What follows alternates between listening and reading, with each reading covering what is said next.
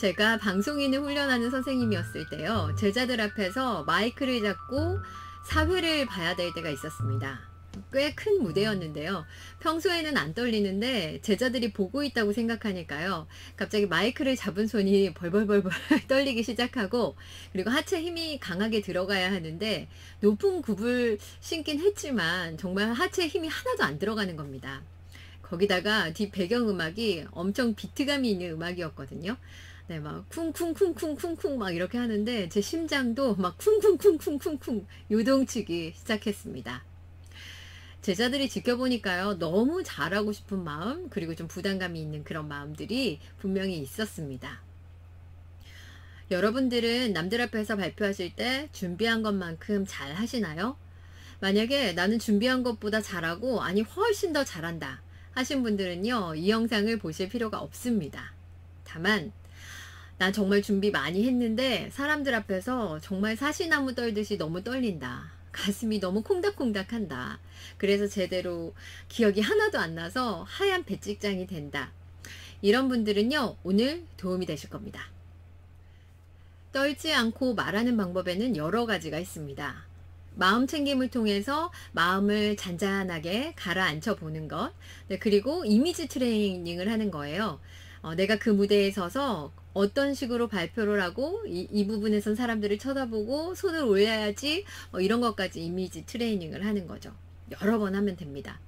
네, 그리고 정서를 구체적으로 명명하는 방법도 있습니다. 뭐 예를 들어서 떨려서 죽겠다, 진짜 미치겠다, 뭐 이런 마음이 들면요, 이걸 좀 구체적인 단어로 표현해 보는 겁니다.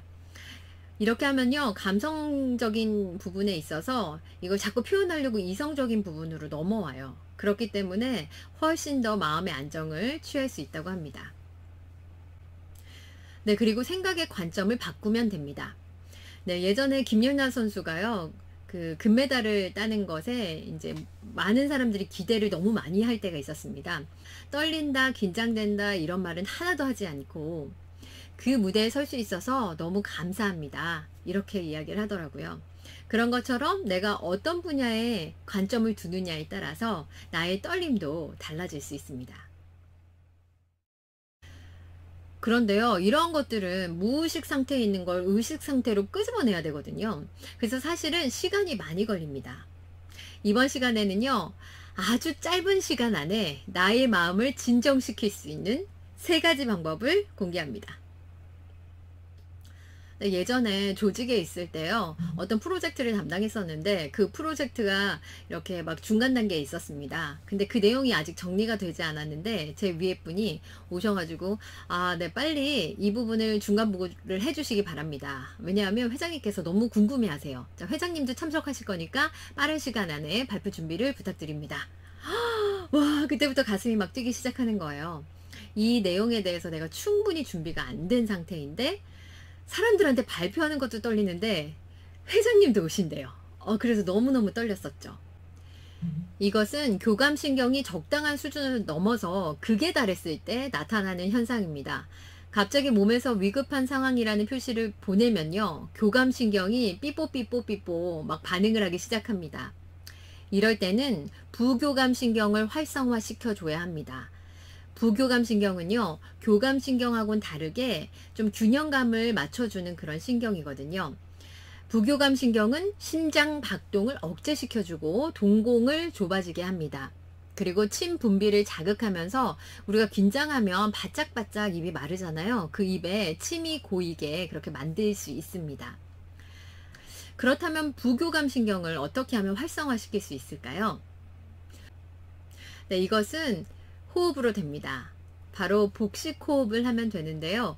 복식호흡은 안으로 숨을 들이마시고, 그리고 이제 배 있는 부분을 빵빵하게 만들어서 내쉬는 숨에 쑥 내뱉기 때문에 아주 깊은 호흡을 할 수 있습니다. 이 복식호흡은요, 이 우리 몸이 기억해요. 호흡이 깊어지는구나, 얕은 호흡이 아니구나. 그러면 그걸 느끼는 순간 나 되게 평온한 상태네, 이렇게 느낄 수 있거든요. 그래서 무의식적으로 내가 지금 알고 있는 그 느낌을 꺼내주시는 거예요. 호흡을 하면 복식호흡이다, 지금 편안한 상태구나 착각하게 만드는 거죠. 그렇게 되면 부교감신경이 활성화되고 나의 스피치적 떨림도 확실히 줄어듭니다.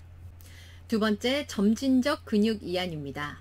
근육을 이완시켜 주는 건데요. 네, 뭐 제가 아시는 분은 하시기 전에 아주 스트레칭 이렇게 간단하게 하시는 분들 많이 봤고요. 어우, 진짜 풀리네요.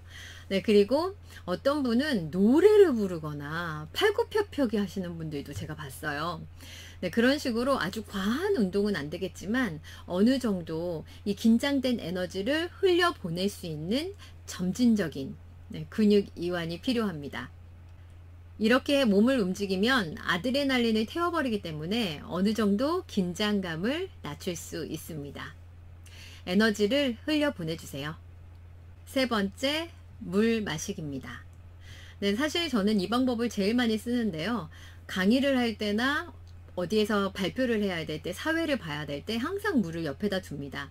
그래서 긴장감이 들 때 입이 바짝바짝 마르거든요. 그럴 때 물을 마시고 입안에다 좀 머금고 있다가 넘겨요. 그리고 나면 입이 덜 바짝바짝 마르거든요. 그래서 사실 물을 마셔주면 어느 정도 긴장감을 낮출 수 있습니다. 그런데 더 중요한 것은 물을 마시면서 호흡을 조절할 수가 있어요. 우리가 긴장하면 호흡이 얕잖아요. 이렇게 되잖아요. 근데 물을 마시면 그 흐름을 끊어주는 거죠. 새로운 흐름을 만들 수 있습니다. 예전에 그런 이야기도 있었어요. 시어머니께서 화가 너무 많이 나시면 아주 따뜻한 차를 대접해라. 그러니까 차를 드시긴 해야 되는데 이게 너무 뜨거우니까 이렇게 불면서 마시다 보면 화가 가라앉는다. 이런 말이 있었습니다. 네, 또 물을 마시면 성대를 촉촉하게 해줘서 소리도 아주 촉촉하게 나올 수 있으니까요. 참고해 주시면 되겠습니다. 스피치 하실 때 너무 떨린다면 세 가지를 시도해 보시기 바랍니다. 첫 번째, 복식 호흡을 한다. 두 번째, 근육 이완을 한다. 세 번째, 물을 많이 마신다.